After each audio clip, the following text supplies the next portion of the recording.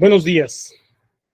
La Universidad Intermex, a través de la Universidad ESSER Cuautla, México Internacional, ESSER Cuautla, con Centro de Enlace Puebla, les da la más cordial bienvenida. A través del doctorado en Educación Física y Ciencias del Deporte, asignatura Tópicos psicosociales del ejercicio físico, tema 2. En esta clase vamos a hablar de lo que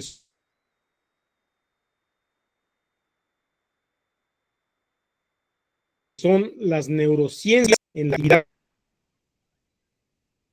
Rivera Ramírez, servidor, amigo y colega de todos ustedes.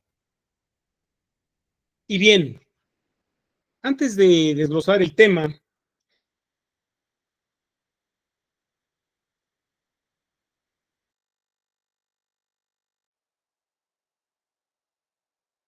tenemos que fijar bien nuestros objetivos, es decir, a dónde nos dirigimos, qué es lo que perseguimos, qué es lo que queremos lograr. Y las teorías de la actividad física y del deporte en la búsqueda y aplicación de herramientas que permitan una mejora en el rendimiento de los agentes del deporte mediante el aspecto que más caracteriza a los seres humanos del resto del reino animal, que es el aspecto emocional. Ese es nuestro objetivo que nos pide desarrollar la materia.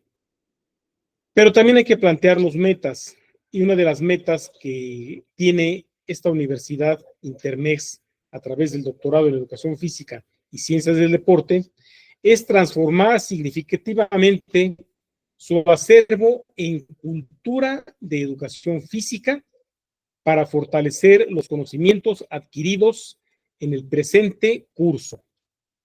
Tenemos que lograr nuestra meta al término de estas 5 sesiones. También nos pide desarrollar competencias en nuestros doctorantes. Y la competencia número 1 es que el doctorante analiza los conceptos relacionados con la psicología para apreciar la importancia científica y las teorías de la actividad física del deporte.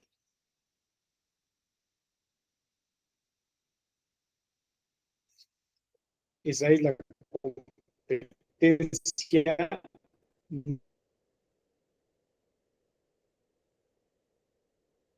número 1.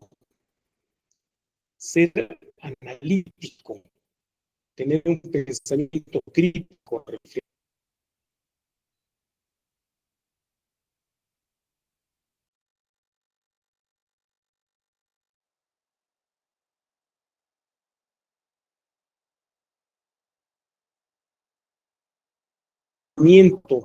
emocional de nuestros alumnos o entrenados mientras están desarrollando algún tipo de actividad física. Ahora bien, vamos a pasar a lo que es el tema número 2, que nos habla de las neurociencias en la actividad física. En el 2.1 nos pide dejar muy claros los conceptos de neurociencia. También nos pide ampliar y profundizar en qué es la neurodidáctica.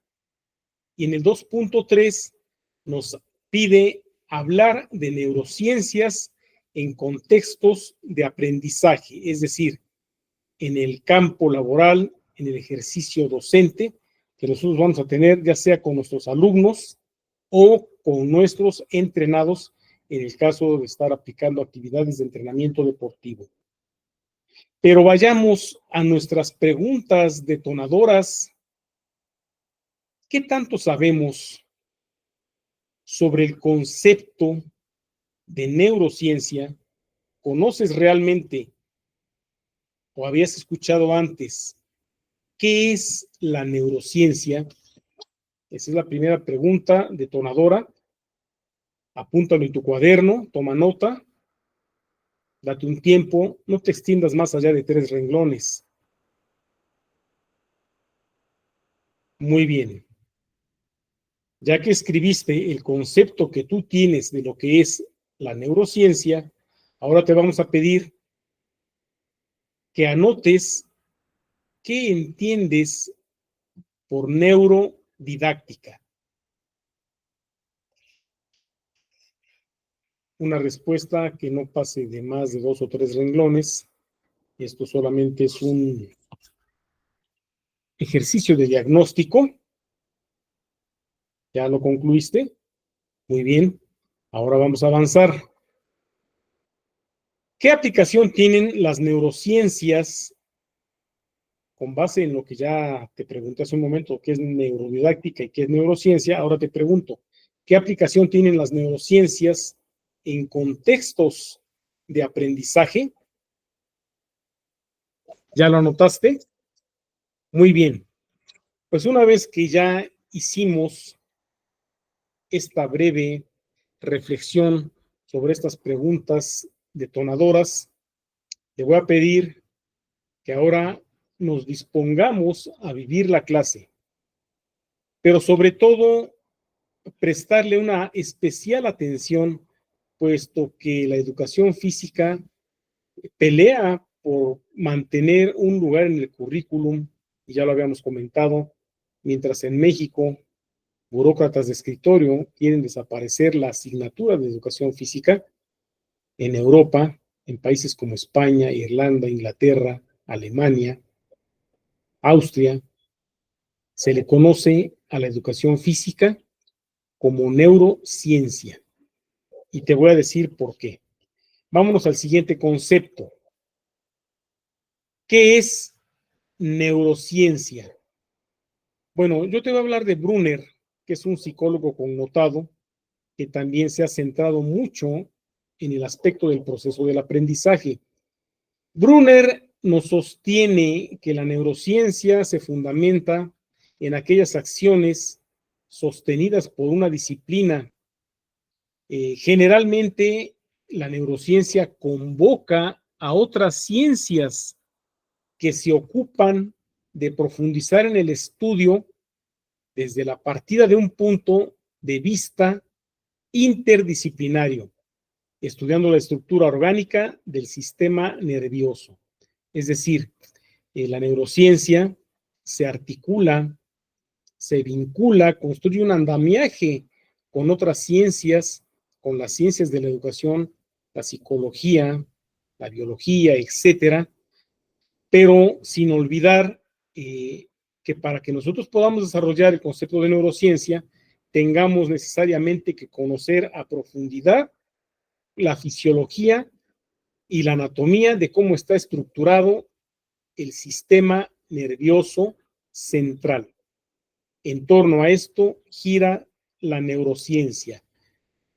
Pero, ¿qué nos dicen otros autores? Nosotros encontramos que en la Revista Iberoamericana de Educación, allá por el 2008, en el volumen 78, número 1, nos dice que es el estudio del sistema nervioso, el cual está compuesto por el cerebro, la médula espinal y las redes de células nerviosas o motoras, llamadas neuronas, en todo el cuerpo. Que el objetivo de la neurociencia es comprender cómo funciona el sistema nervioso para producir y regular emociones, pensamientos, conductas y funciones corporales básicas, incluidas la respiración y mantener el latido del corazón. Si te das cuenta, esta definición de neurociencia ya sostiene una aproximación a lo que es la fisiología corporal, la fisiología humana, lo que es en sí la fisiología de la actividad física, de la educación física. Por eso se nos hace interesante esta definición y consideramos pertinente citarlo. Pero también la Real Academia Española, allá por el 2021, sostiene que la neurociencia es una especialidad científica dedicada a un profundo estudio íntegro de lo que es nuestro sistema nervioso, teniendo en cuenta sus funciones y todo lo que es su anatomía, ¿verdad? Fisiología y anatomía.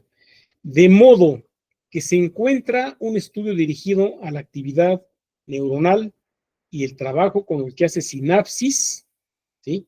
Que brinde estímulos corporales a través de lo que nosotros como maestros de educación física generamos, que es el movimiento para realizar una función desde el aspecto orgánico y de manera cognoscitiva que implica la comprensión y la asimilación de los hechos para desempeñar funciones específicas con un medio dirigidas a un fin. En este caso, el fin que nosotros perseguimos a través del análisis de esta definición es la concordancia que existe entre el sistema nervioso central y el movimiento, lo que le da importancia, mucho cuidado con esto que te voy a decir, a la que es la educación física.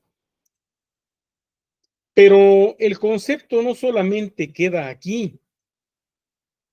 Podrás conocer el concepto que es neurociencia, que es neurodidáctica, pero lo importante es que como maestro de educación física aprendas a correlacionarlo con lo que debes de conocer sobre la fisiología del sistema nervioso.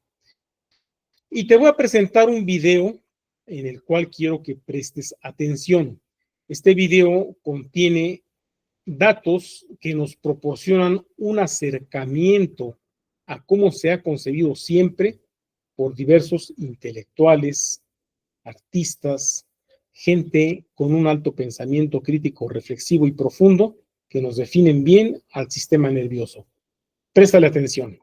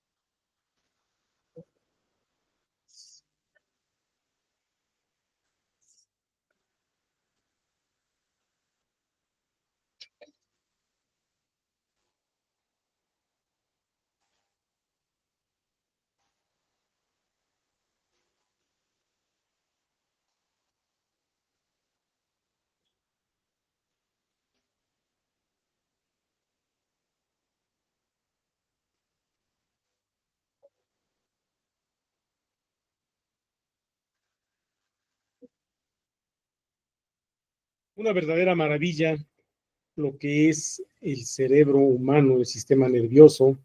Ya Miguel Ángel Bonarotti lo representa en esa sinapsis, en esa representación de Dios y hombre, el dedo de Dios y el dedo de Adán, como el primer ser humano que pisó la faz de esta tierra, según las teorías católicas o religiosas. También ya lo asemejaba con lo que es la sinapsis, es decir, la conexión que hacen los axones de una neurona con otra. Pero vamos a profundizar más en esto para saber más. Una vez que nosotros tenemos una idea general de lo que es el sistema nervioso, te sigo cuestionando. Como doctorante en educación física y ciencias del deporte, ciencias del movimiento, ¿conoces cuál es la unidad funcional del sistema nervioso? ¿Cómo está estructurado el sistema nervioso? ¿Cómo se lleva a cabo en el cuerpo humano la respuesta motora y el arco reflejo? ¿Lo recuerdas? ¿Qué es la sinapsis? ¿Cuáles son las funciones de nuestro sistema nervioso? ¿Y cuál es la relación del sistema nervioso autónomo con el ejercicio? Bien recordarás que en tus clases de licenciatura de fisiología, morfología, anatomía, nosotros analizamos todo esto, pero es bien importante que estos datos los tengas siempre presentes para poder aplicar lo que es el término neurociencia y neurodidáctica. Ahora bien, te voy a llevar a un esquema de trabajo. Vamos a abordar temas importantes que definen al sistema nervioso. Uno de ellos es la estructura funcional, la neurona y el proceso de la sinapsis, qué es la respuesta motora y la relación que existe entre el sistema nervioso autónomo y el ejercicio. Vamos a nuestra primera esfera llamada estructura funcional. Muy bien. Ahí tenemos un corte anatómico y un cuadro, un mapa conceptual de lo que es el sistema nervioso central. Primero lo vamos a describir anatómicamente.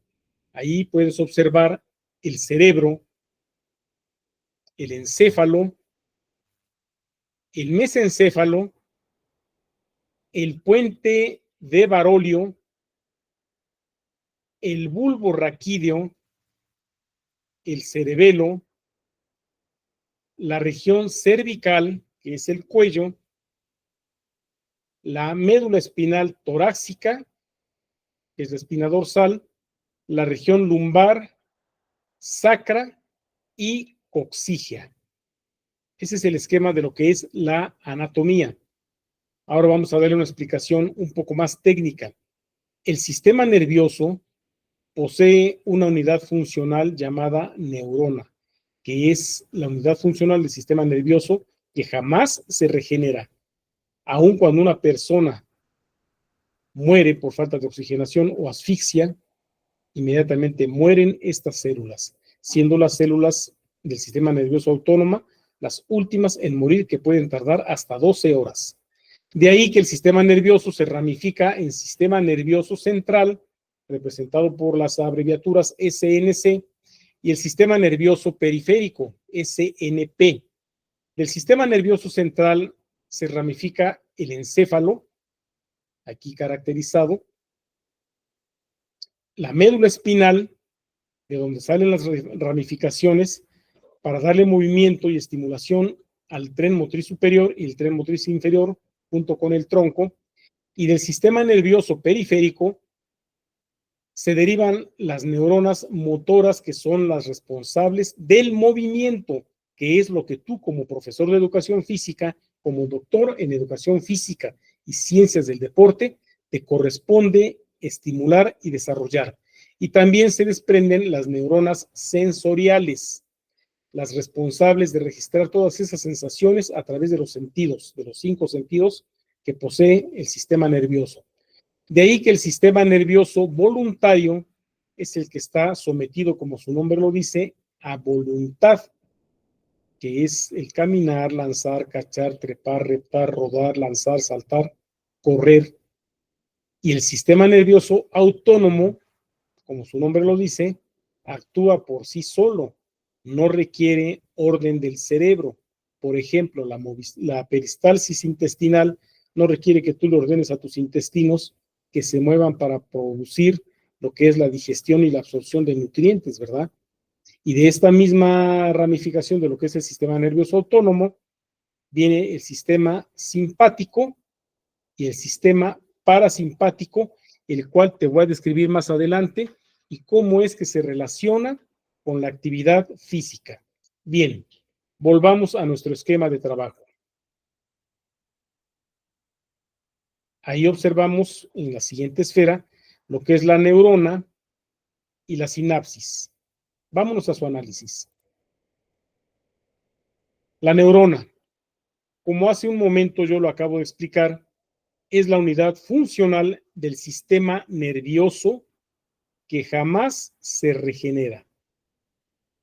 De ahí que cuando una persona sufre un accidente, o cuando una persona en el momento del parto, al nacer un neonato, no recibe la oxigenación cerebral, se desprenden de ahí muchas patologías, ¿verdad?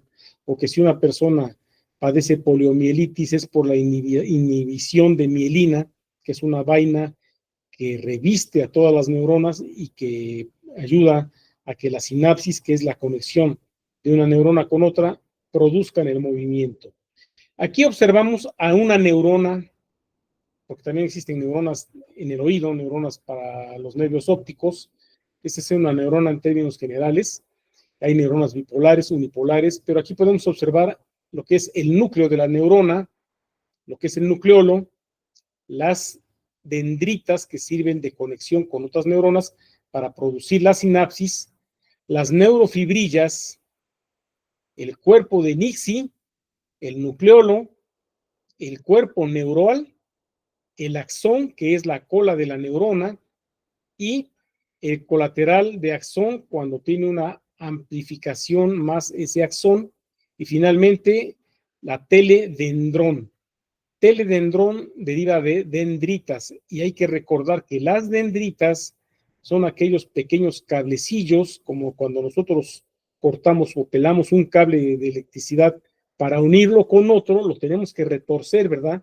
Y aislarlo con cinta aislante. Bueno, aquí no hay necesidad porque basta con que las dendritas hagan contacto con las dendritas de otra neurona para que se produzca ese proceso fisiológico nervioso llamado sinapsis, conexión de una neurona con otra, lo cual va a estimular el arco reflejo, el arco de flejo, y va a terminar en movimiento. Muy bien, vamos a regresar a nuestro esquema de trabajo.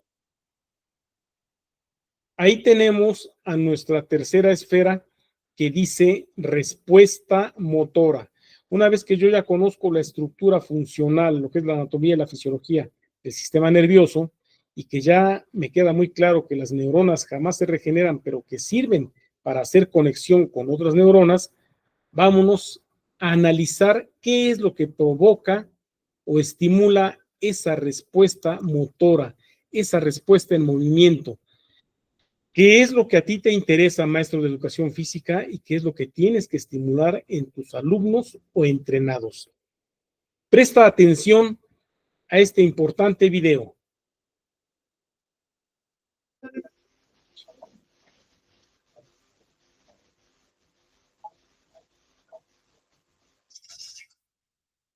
Video cortito, arco reflejo. El arco reflejo es una respuesta básica, innata, estereotipada, pero de altísimo valor biológico. ¿Por qué? En muchas situaciones nos va a ocurrir que frente a determinados estímulos que en general se podrían asociar con riesgo vital para el individuo, llevar la información del estímulo hasta el cerebro, procesarla y volverla a bajar para ejecutar una respuesta puede ser mucho tiempo. Entonces, en algunas situaciones, lo que va a ocurrir es que se va a generar una especie de circuito directo entre el estímulo que ingresa y la respuesta que sale. Y eso es el arco reflejo. Analicemos, por ejemplo, este caso. Fíjense que yo acá tengo a la médula espinal, que corresponde al sistema nervioso central, y nervios, en este caso espinales, que pertenecen al sistema nervioso periférico. Recordemos que en esta médula vamos a tener, dentro de la sustancia gris, las astas posteriores o dorsales y las astas anteriores o ventrales. Y que dentro de los nervios espinales tengo la raíz dorsal, sensitiva o aferente, y la raíz ventral, motora o deferente. Fíjense, yo tengo una mano que dibujé, espantosa. Tengo un par de alumnos que dibujan mano, tendría que haberlos llamado. Supongamos que en este caso me estoy quemando. Lo que va a ocurrir es que receptores presentes en la piel, los receptores sensitivos presentes en la piel, van a percibir esa sensación y va a viajar por medio de la prolongación de la neurona sensitiva, que recordemos que la neurona sensitiva tiene su soma, su cuerpo neuronal, en lo que se conoce como ganglio de la raíz dorsal del nervio espinal. Si yo acá tengo la médula, esta sería la porción dorsal con los ganglios de la raíz dorsal, y estas serían las dos raíces ventrales de los nervios espinales. Entonces, ingresó el estímulo, y fíjense que va a hacer sinapsis de manera directa adentro de la médula con el cuerpo de la neurona motora, que también va a salir de manera directa por la raíz ventral para hacer sinapsis con el órgano efector. Por ejemplo, en este caso, músculos esqueléticos de mi mano. Entonces, fíjense que el circuito es el receptor vía periférica por la raíz dorsal y luego hace sinapsis directa con la neurona motora vía periférica, vuelvo a el órgano efector músculo esquelético. Este reflejo se llama monosináptico, porque fíjense que se une de manera directa la neurona sensitiva con la motora. Pero pueden ocurrir otros. Pasamos al siguiente video.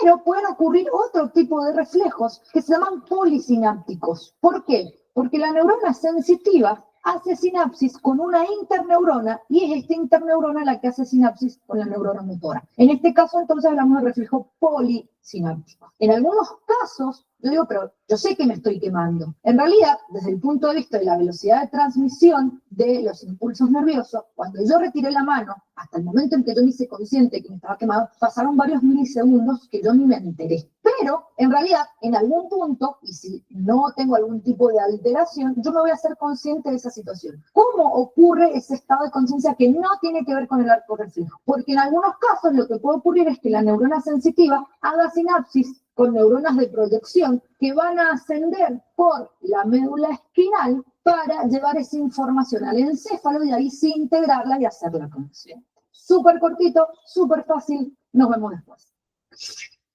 Efectivamente, el resumen fue muy explícito y bueno, doctorante en educación física. Estamos abordando el tema de neurociencia y ahorita vamos a desmenuzar su concepto. Pero si vas a hablar de neurociencia, debes demostrar seguridad en el amplio conocimiento de lo que es la anatomía y la fisiología del sistema nervioso. Y regresamos a nuestro esquema de trabajo nuevamente. Ahí tenemos nuestra última esfera que habla del sistema nervioso autónomo y su relación con el ejercicio. Bien, abordemos este tema. Y vamos a hablar de las principales funciones. Ahí tenemos un esquema que habla del sistema nervioso autónomo, el cual se divide en parasimpático y en simpático. Dentro de lo que es el sistema nervioso autónomo parasimpático, tenemos la fisiología y el control motor de lo que es la contracción de la pupila, el arco reflejo, ¿verdad? Ante el estímulo de un movimiento se cierran los ojos o se abren o se dilata la pupila ante un estímulo luminoso, como también sirve para estimular la salivación, reduce el latido cardíaco, sobre todo cuando estamos descansando, contrae los bronquios cuando existe alguna alteración y también estimula la actividad digestiva. También estimula a la propia vesícula biliar para que lance la bilis por medio del conducto de Wirsung hacia el páncreas y también estimula la contracción de la vejiga y relaja el recto, que es la última porción del tubo digestivo, para que el ser humano pueda realizar sus necesidades fisiológicas, como es la defecación. Bueno, de todo esto se encarga el sistema nervioso autónomo, parasimpático, y seguimos hablando de neurociencia. Presta mucha atención. Ahora, ¿cuáles son las funciones del sistema nervioso simpático? Bien, se encarga, acuérdense que el parasimpático contrae y en un arco reflejo, el simpático dilata a la pupila, es decir, va a ser lo contrario. Si el parasimpático estimula la salivación, el parasimpático la inhibe. Cuando una persona se asusta, se deshidrata, etcétera, viene la reacción del sistema nervioso, ¿verdad? Si el parasimpático reduce el latido cardíaco, el simpático relaja los bronquios, acelera el pulso cardíaco, es decir, es lo contrario, inhibe la actividad digestiva, sobre todo cuando hay personas que a través de la estimulación de la hormona colecistoquinina se inhibe el apetito, ¿verdad? Las personas que tienen problemas o estrés, se les va el apetito. También estimula la liberación de glucosa por el hígado, que es el laboratorio del cuerpo humano. El sistema simpático también tiene que ver con la secreción de adrenalina y norepinefrina, que son hormonas que también se liberan durante la actividad física, sobre todo cuando son estimuladas a través de las emociones de logro ¿verdad? Cuando un equipo gana un partido de fútbol o cuando un atleta lanza y vence su propia marca, etcétera. También el sistema nervioso simpático relaja la vejiga cuando viene la orden al cerebro, a la glándula hipófisis, y nos pide miccionar, ¿verdad? Que se relaje la vejiga. Y después de que hubo el acto de desechos orgánicos, como es la defecación por medio del bolo fecal, el sistema nervioso autónomo simpático contrae el recto, es decir, se cierra ese conducto para seguir protegiendo al tubo digestivo. Esa es la diferencia de la fisiología. Esto es la neurociencia, las funciones del sistema nervioso autónomo parasimpático y el simpático. Pero me vas a preguntar, ¿y eso qué tiene que ver con el ejercicio o la actividad física? Simple y sencillamente que sus funciones relajan el sistema nervioso mediante el ejercicio. ¿Cuántas y cuántas personas no se desestresan en el gimnasio, en la corredora, en la elíptica, entrenando con pesas y aparatos? Hay personas que llegan estresadas y a través del movimiento liberan ese estrés, ¿sí? Liberan esas hormonas de adrenalina y norepinefrina. Y también sirve para darle tono al nervio vago y baja los síntomas o las sensaciones de ansiedad. ¿Cuántas y cuántas amas de casa que ahora ya van adquiriendo cultura deportiva y de ejercicio físico, por las tardes ya no quieren atender hogar, ya no quieren atender hijos, ropa, marido, y se van al gimnasio a ejercitarse? ¿Por qué?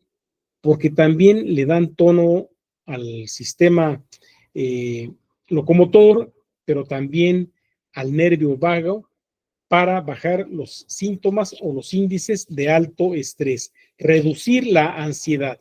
Bien, pues todo esto es lo que tiene que ver, vamos a revisar nuestro esquema de trabajo, todo esto es lo que tiene que ver con la neurociencia, y la neurociencia tomando como referente la anatomía y la fisiología del sistema nervioso. Bueno, hasta aquí concluimos este primer tema. Ahora vámonos al 2.2, que habla de la neurodidáctica. Si vamos a hablar de neurodidáctica, es que estás consciente que conoces la fisiología y la anatomía del sistema nervioso. Para hablar de neurociencia, para decir soy doctorante y conozco de neurociencia, ahora tienes que correlacionarlo con lo que es la neurodidáctica. Al hablar de neurodidáctica, ya estás involucrando tu labor docente. Somos didacos, ¿verdad? Somos especialistas en el arte de la enseñanza y aprendizaje. Bien, te voy a comentar qué dice Férez, Vargas y Jerez en 2016. Ellos comentan que la neurodidáctica es una disciplina que combina, fíjate bien, que combina la psicología y la pedagogía. Ya actualmente hay doctorados en psicopedagogía, eso está tomando mucho auge, pero también lo combina con la neurociencia. Aquí ya estamos articulando neurociencia, psicología, porque va a estudiar al ser humano desde el punto de vista del interior de su alma, y su relación con la pedagogía. ¿Y por qué lo va a correlacionar? Pues para saber cómo tiene que aprender el alumno o el entrenado, para explicar cómo funciona el cerebro en esos procesos de aprendizaje. Recuerda, es proceso de aprendizaje, no es enseñanza-aprendizaje. Tú enseña como gustes, como puedas, como quieras, pero lo que importa es que el alumno aprenda. Por eso es proceso de aprendizaje. Esto es lo que nos dice Férez, Vargas y Jerez. Ahora vamos a contrastar esta definición con lo que nos comenta Saavedra de la Universidad de Chile, allá por el año del 2009. Saavedra nos dice que la neurodidáctica es una de las herramientas, y cuando habla de herramientas es algo que vas a aplicar. La herramienta es un utensilio que válgame la redundancia, que hay que utilizar para nuestros fines, en este caso, de la neurociencia. Y dice, la neurodidáctica es una de las herramientas de la neurociencia que nos ayuda a aplicar ciertas acciones que nos permita conocer a fondo todas aquellas acciones que se pueden acercar a la aplicación de los conocimientos de las personas sin a sí mismo, es decir, sin que él dependa de sí mismo, sino que del propio profesor. Entonces, tú como profesor eres un artesano que posee muchísimas herramientas y debes de saber qué herramienta vas a utilizar para determinado fin. Recuerda que el buen artesano, por sus herramientas, se conoce. En este caso, tú eres docente y esas herramientas son tus estrategias, tus recursos, tus procedimientos. Muy bien. Vamos a seguir contrastando este concepto de neurodidáctica y ahora vamos a comentar que también la neurodidáctica desarrolla y aplica nuevas metodologías que optimicen el aprendizaje en el aula. Y cuando hablamos de neurodidáctica es que tú ya conoces cómo deben de aprender tus alumnos. Desde Cognify, compañía fundada por el neurocientífico Shlomo Bresnitz, aseguran que para educar y aprender mejor, nosotros como docentes tenemos que aplicar en nuestros centros de trabajos todos esos descubrimientos que han realizado los psicólogos y los neurólogos sobre cómo aprende nuestro cerebro. Es decir, aquí no solamente involucra al cuerpo humano, mucho cuidado. Nosotros como maestros de educación física tenemos la idea de que hay que educar el cuerpo humano, pero somos estudiantes de doctorado y vamos más allá de, por lo tanto, tenemos que saber desde el funcionamiento del cerebro hasta las reacciones motoras del cuerpo humano. Es decir, que no aprendemos al memorizar, eso ya es del pasado, sino al experimentar. Yo no le puedo dar una clase de básquetbol teórica o verbal a un alumno, aunque le ponga yo 1000 videos de Michael Jordan, tengo que llevarlo a la experiencia, a vivificar la clase, a tener una experiencia vivenciada y a involucrarnos con la práctica deportiva, a utilizar todo tu cuerpo sin olvidar que hay un órgano rector llamado cerebro. Bien, pero también te voy a hablar de Batro y de Ortiz. ¿Qué nos dicen del concepto de neurociencia? Sugieren un encuentro entre las ciencias de la educación, pedagogía, didáctica, psicología, etcétera, de la educación, y neurociencias que integren las ciencias del cerebro, que es la neurología, anatomía, fisiología, etcétera, endocrinología, etcétera, de la mente y la educación. Es decir, ahí estamos articulando neurociencia con las ciencias de la educación. Es decir, aquí tu pensamiento crítico reflexivo como doctorante se va elevando en la medida que vas aprendiendo. Pero ahora vamos a profundizar.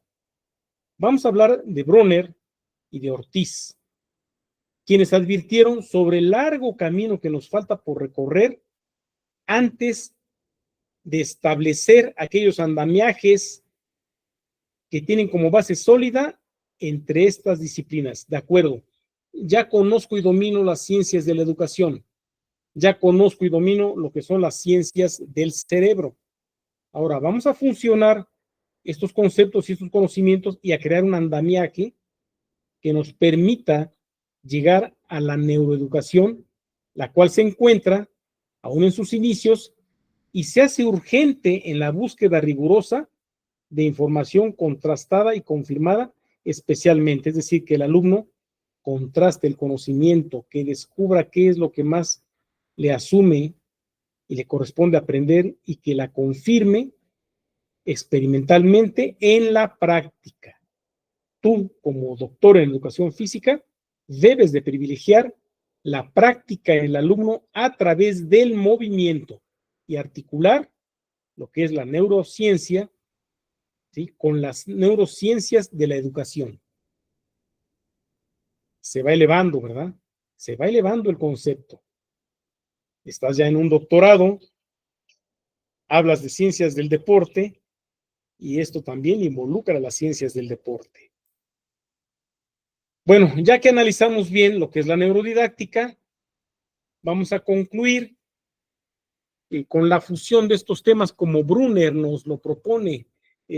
Nos casamos con las teorías de Brunner porque se especializa mucho y profundiza mucho en lo que es la neurociencia, la neurodidáctica, pero también nos pide articular las ciencias de la educación con las neurociencias. Y acuérdate que la neurodidáctica ya entra en lo que son las neurociencias, que no solamente quede en el apunte o registrado, codificado y archivado en tu cerebro, no. Esto lo tienes que hacer prevalecer en tu práctica docente, en la clase de educación física. Por eso este subtema se llama neurociencias en contextos de aprendizaje. ¿Por qué? Porque tú, como doctor en educación física, tu pensamiento crítico y reflexivo ya es elevado y profundo. ¿Cómo lo vas a aplicar? Aquí te lo explico. Brunner nos dice que la neurociencia para el aprendizaje es la disciplina que permite conocer cómo intervienen los procesos neurobiológicos en el aprendizaje, para así diseñar mejores métodos de enseñanza y políticas educativas. Aquí hago una pausa. Los métodos de enseñanza siempre van a prevalecer junto con los principios pedagógicos, junto con los procesos neurobiológicos. Siempre te van a dar aprendizaje, pero ¿por qué dice aquí políticas educativas? Porque tú debes de saber adaptarlas a los diferentes modelos educativos que van cambiando a veces con los diferentes sistemas de gobierno. Hoy tenemos a la nueva escuela mexicana, producto de la cuarta transformación de nuestro régimen de gobierno, que es bienestar social. Hay que adaptarla. Y aquí dice que a través de ella se puede conocer cómo el alumno aprende, cómo recuerda y cómo olvida el cerebro procesos importantes en el proceso de enseñanza-aprendizaje. Hay que procurar que el cerebro registre, codifique y analice toda esta información.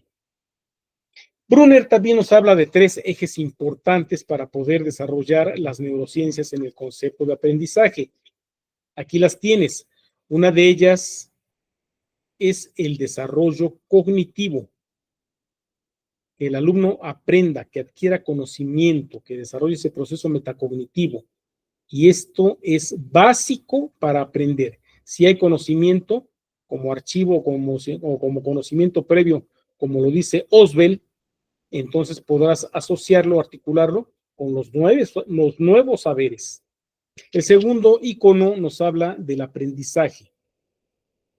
El aprendizaje promueve el desarrollo cognitivo, ya lo dijimos hace un momento, y también el aprendizaje depende de la predisposición que tú como profesor de educación física estimules en los alumnos y en su cerebro.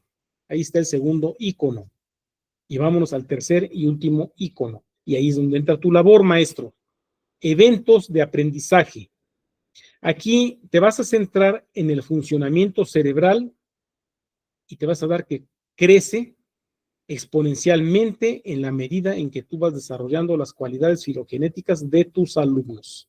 Centra tu neurociencia y tu neurodidáctica en estos 3 iconos: desarrollo cognitivo, el aprendizaje y los eventos de aprendizaje a través de la práctica en la clase de educación física. ¿Y cómo se logra esto? Pues por medio del desarrollo cognitivo, potencialmente a través de la práctica. Esta tiene que ser activa, es decir, determinada por una cierta acción habitual, crear hábitos en nuestros alumnos, hábitos de ejercicio físico, de actividad física, de higiene, etcétera. Tienen que ser este desarrollo cognitivo icónico mediante una imagen. Tú eres imagen para tus alumnos, que él se posesione de su imagen y de su corporeidad para que tenga un punto de partida o de referencia. Y también tiene que ser simbólica mediante un esquema abstracto, es decir, lo que existe, lo que se puede comprobar y tocar. No olvidar que para Brumen, el lenguaje es causa directa del progreso del pensamiento. El hombre es un ser locuaz, que quiere decir que articula cerebro, neurociencia, con lenguaje, la lingüística. Y por eso es el catalizador del desarrollo mental. En la medida en que tú estimulas las neuronas de tus alumnos, los estás predisponiendo a aprender. Pero te voy a dar un consejo. que no aprendan de manera mecanizada. No hagas de tus alumnos una máquina receptora de conocimientos, no. Vas a conocer ahorita a un gran exponente que nos habla de neurociencia, de neurodidáctica. Te presento al psicólogo Francisco Mora Teruel, español.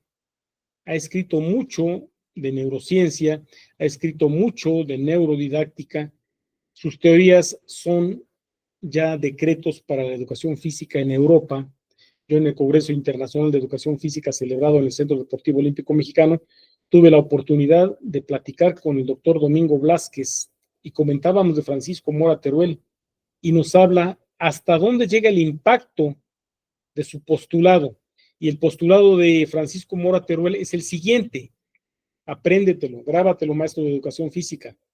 El cerebro no aprende si no se emociona.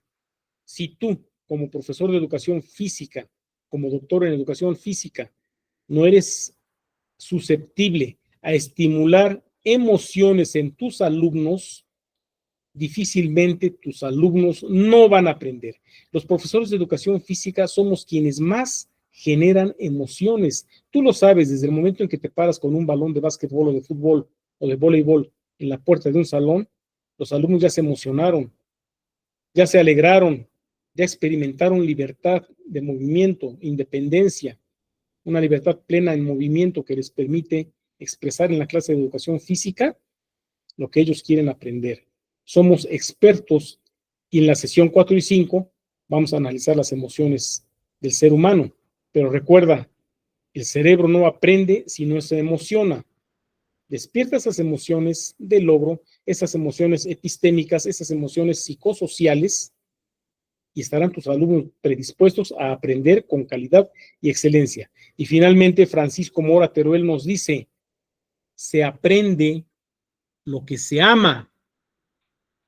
Enseña a tus alumnos a amarse a sí mismos, amar la clase, amar la educación física, amar los hábitos de actividad física, los hábitos de nutrición, los hábitos de vida saludable, y tus alumnos aprenderán emocionados todo lo que tú quieras inculcarles.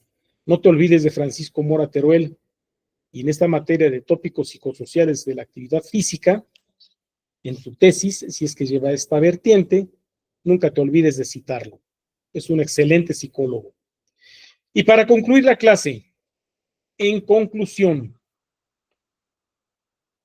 la formación de docentes, tú eres uno de ellos, doctorante, psicopedagogos, Francisco Mora Teruel, Brunner, psicólogos educacionales, Brunner, Mora Teruel, y todos aquellos profesionales que tengan una relación directa con la educación y los aprendizajes, aquí viene un mandato, deben recibir conocimientos en neurociencias y quienes trabajen en neurociencias deben tener contacto con los educadores en general. Esta conclusión ya te deja comprometido, estimado doctorante. Ya tomaste el curso de tópicos psicosociales de la actividad física. Estamos estudiando neurociencia. Ya analizamos un acercamiento de lo que es la neurodidáctica. Tú puedes tener diálogos directos con psicopedagogos y con psicólogos educacionales. Puedes interpretar, canalizar, entrar en un coloquio, en debates, ¿sí? ¿Por qué? Porque en este curso estás adquiriendo conocimientos en neurociencia y como estás al servicio de la educación, debes de tener contacto con educadores y psicólogos en forma general. Aquí te dejo esta conclusión y también te dejo comprometido. Todo esto está en la bibliografía propuesta en la carpeta de nuestra plataforma y no lo olvides. Soy el doctor Rubén Rivera Ramírez. Este es mi número de contacto, mis correos. Está el sílabus en la plataforma. También te voy a publicar un video aparte para explicarte la tarea de esta sesión. Y me dio mucho gusto haber compartido contigo. Vamos a detener la presentación.